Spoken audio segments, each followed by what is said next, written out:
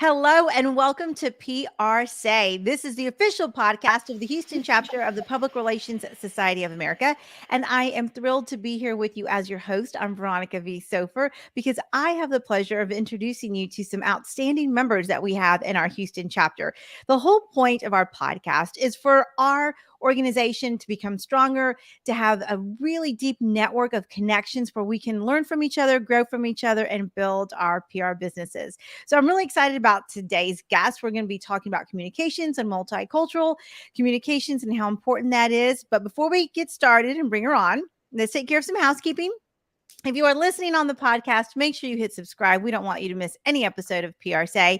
And if you're watching on YouTube or Facebook, drop us some comments and my guest and I will be sure to connect. So let's go ahead and get this episode started. Again, we're so excited. We have Milka Horst joining us. Thank you so much for being on. Thank you for having me. It's a pleasure. I love it. I'm so excited about today's conversation. I enjoy so much learning about the great PR work that's happening in Houston. So tell us a little bit about yourself and the work that you do. Yes, my background is actually in journalism. Like actually, most of PR people, right? They start with Right. Most journalism. of us, yep. I went to college in Puerto Rico. That's where I am from originally, and I worked for a little while. Telemundo and Univision, and my passion for stories, communications, communicating something through writing. It's something that it's just deep in my heart, right? And but then life changed for a little while, and I became a mom. So I pivoted into education, and I was a teacher for 11 years, and I was teaching Spanish, and I have great memories in the classroom. COVID came, and I have been kind of like wishing to go back to communications, and here I am in PR now, and I am working with a firm that it's in New Orleans, the Spears Group, and we do everything and everything in between, right? Right. And I wear a lot of hats, like most of us, and it's fun because I get to see all the areas of communication, advertising, obviously PR, marketing, written words, videos, everything that it's related with communicating a message is our day to day, and I love it. I don't think I'm going back to any other profession. I was just going to say, it sounds like you found your place. Yes, and that was always my intention, and here I am, just opening the door for the world to connect with me. I love it. So tell us a little bit about your passion for storytelling. I know most of us got into journalism because we have a passion for telling stories and for conveying emotions. And I know in the space that you're in, you have a distinct background of bringing together multicultural stories and translating not only language wise, but culturally the story to get the same reaction. I'd love to get your insight into how that works on the PR side. Well, I think that you mentioned two things that sound like they're different, but they're not.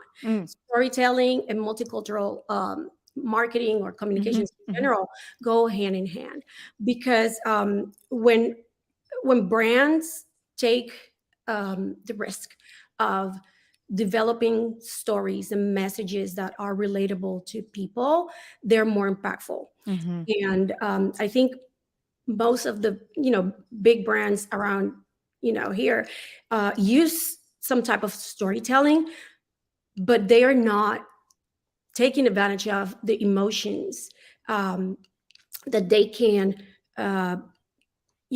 develop in a messaging, which makes people connect with the brand somehow. And Hispanics, we're a little extra, right? Most of us.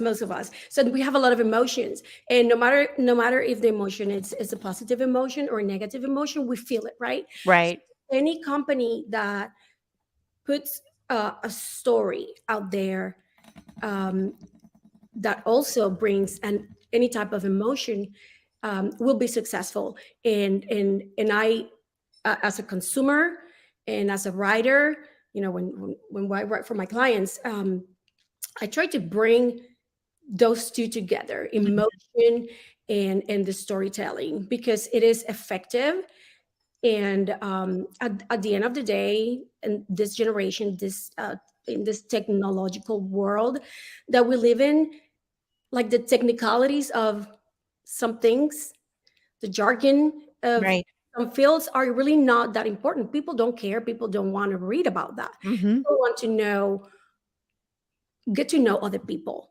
And I think that it's something that most companies need to, jump in the wagon. Mm-hmm. It's going to Yeah. be. And I think it's important because you mentioned a couple of things that some of us struggle with, and that is not only are there cultural differences that really, or I wouldn't say differences, but there are some cultural levers that can be pulled to really engage that community. But there's also those generational levers that can be pulled to trigger engagement and trigger connections, because we're finding that the different generations, while we had a way of communicating with certain generations, now we have more generations than ever that we have to attract, that we have to connect with, and our bandwidth and the amount of time that we have to do it is so small. So the idea that storytelling to that unique group is just fascinating, and I'd love to hear your thoughts on how you work with your clients to make that emotional connection happen. Um, some clients are not too open to the idea of emotions or any type of diverse message per se, right? But for example, today, literally 30 minutes ago, we were having this conversation. They were trying to translate something. They already gave it to me translated, because we don't do translations, but I got to revise it. And then we were discussing the formal versus informal. And Right. that's what you were saying, generations, right? Do you want to communicate with an older generation, or do you want to communicate it with younger people? So this particular client, it's like everyone uses their products, right? I'm sure they do target a particular audience. I'm trying to keep this as secret as possible, right? No, I understand. Yeah, but we were having the conversation. What do you want? Because if this is going to be translated, it cannot start with "tú," saying "you," and then the other verbs or the other parts of the, I don't know, the tagline or the parts of the communication effort. It's written in the informal way. Right. We were trying to figure out, who do you want to bring in and attract. And another thing was the use of Spanglish. So there was a particular word that has a translation in Spanish, but would it have the same effect as leaving one word in English, but Right. in italics, following the AP guide style. Right. And are we going to leave that word in English? And I suggested we do. I hope that they take that recommendation, because that word in that context makes perfect sense. And everybody, even the ones who don't speak English, know that word. And at the same time, it will look like fresh, relatable, modern. And I think that using both languages, even maybe some of the language purists that usually are older people, cannot say, "Oh, Spanglish," because in that case, it just fits perfectly. It flows naturally, and it doesn't sound forced, like I have seen in so many ways. It doesn't sound forced, right? So again, it brings that nostalgic emotion.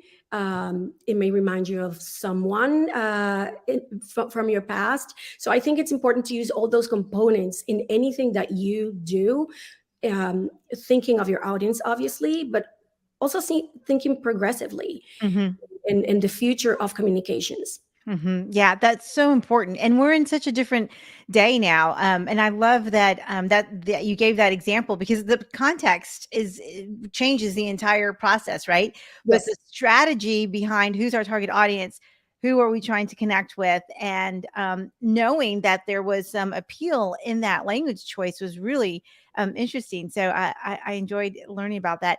So tell me a Yes. little bit about working with PRSA and your involvement in our organization, because I'd love to hear that. Yes, I am looking for more opportunities.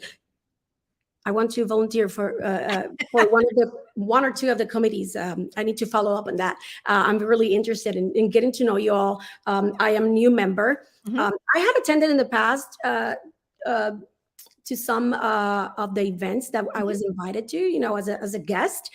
But now I'm officially a member, and I got to meet some of the people in Houston at a happy hour, and I'm looking forward to more of those type of events that give us the opportunity to kind of be like more relaxed, and just talk about work, but really getting to know each other.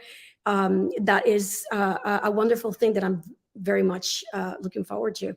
Oh, that's great. And we're so glad to have you because we definitely need some fresh energy. And I love the emotion that our volunteers bring, especially when they are passionate about it and can articulate that that's what they're passionate about. Because some of our committees really need that excitement, especially when we're planning in person events, because Yes. we're all about networking. So, yeah, well, Milka, tell us how people can connect with you. What's the best way for someone to get to know you, introduce themselves, and maybe set up coffee with you? Oh, yes. I am on LinkedIn. I don't enjoy particularly that platform. However, I am very appreciative of all the people that reach out to me on LinkedIn, and I have made great connections and even friends. So I check my LinkedIn every once in a while. I would say maybe once or twice a week. I should check it more, but I will, like, if you connect with me, I will definitely get back to you. You can also email me, Milka at thespearsgroup.com. And I'm in other platforms, but I really don't use them Mhm. for professional issues or matters. But I'm on LinkedIn, and I'm there for you. Send me a message, and I'm happy to connect. Those coffee meets and quick, 15-minute, 20-minute, 30-minute meets with people in Houston are awesome, and I love it. That's Look great. for Well, any excuse to get out of the house. right? I Working from know. home is really lonely. So yes, call me for coffee. I'll have coffee with you. That's fantastic. Well, I'm so glad, and I look forward to meeting you at some of our in-person events that we have coming up. Yes.